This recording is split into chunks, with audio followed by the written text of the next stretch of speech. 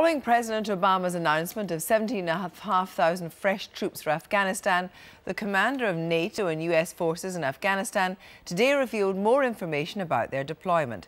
US Army General David McKiernan says most of the troops will be operational by the summer before the Afghan presidential election and will be based in the south of the country where there's an insufficient security presence. The man who has devised the mission is General Petraeus, who was behind the Iraq troop surge.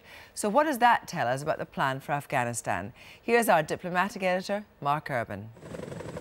The US is stepping up its commitment with 17,000 more troops, a 50% increase.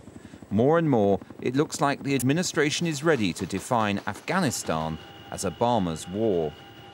Tonight, the American commander in Afghanistan welcomed the reinforcement.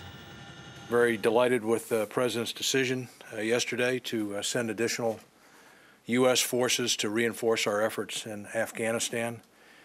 I will use most of those forces in the southern part of Afghanistan, an area where we do not have sufficient security presence.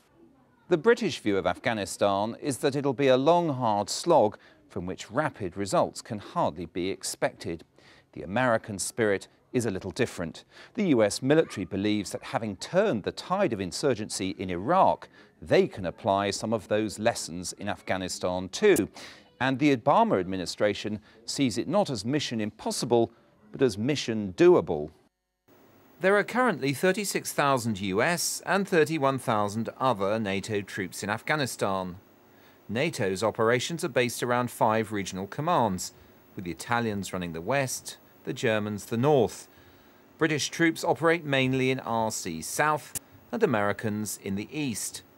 The new American troops will go to the south and east, but there's also to be a new emphasis on the provinces around Kabul, particularly Wardak, Logar, Laghman and Paktia.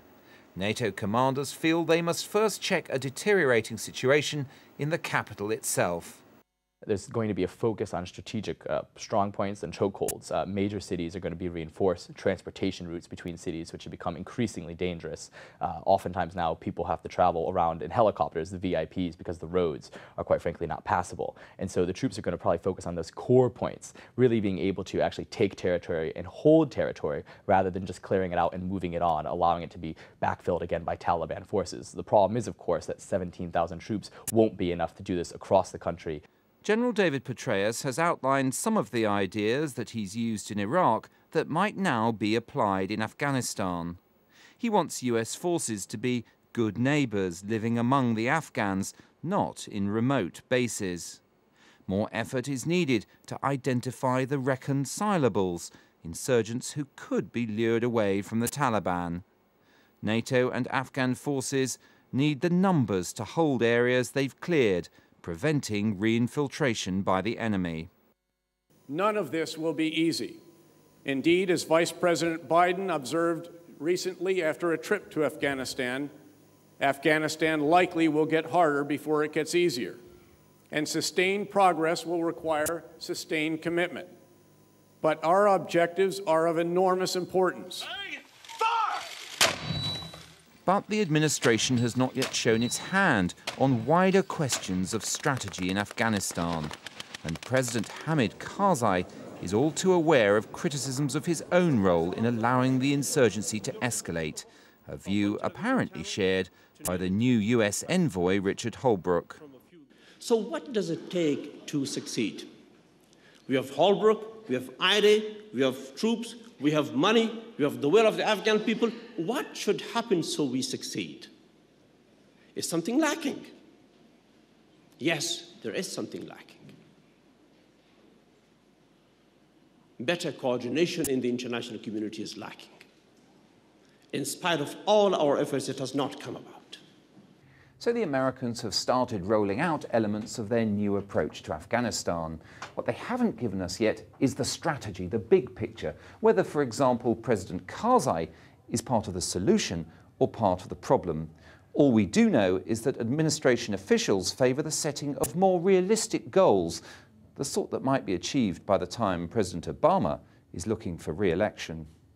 strikes me that there are quite a lot of cooks in the kitchen.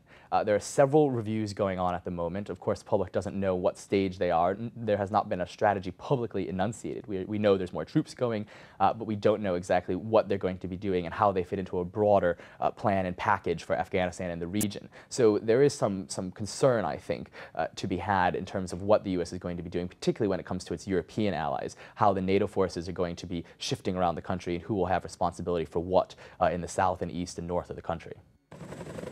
So the Obama administration is making good on campaign pledges to boost the security effort in Afghanistan. But we've yet to see the emergence of a coherent strategy from the tangle of personalities and agencies now trying to lead that effort.